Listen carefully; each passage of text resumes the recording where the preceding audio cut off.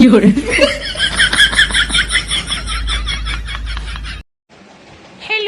Phone उठाइए ना। Hello phone उठाइए ना। हेलो कौन? हेलो। हाँ, कौन बोलता है? कस्टमर केयर बोलता है?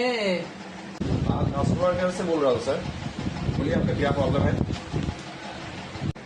हेलो, बोल रहा हूँ मेरे फोन में बहुत प्रॉब्लम होता है। मेरे फोन से किसी को फोन नहीं जाता है, फोन नहीं आता है, इंटरनेट में डाउनलोड वीडियो डाउनलोड नहीं आता है, तो क्या करे? अरे भैया, आपका नेटवर्क में प्रॉब्लम है तो इसमें मैं क्या कर सकता हूँ? ये तो स्वरिच का कस्टमर केयर है। तो स्वरिच की कोई प्रॉब्लम है क्या, वो तो बताइए।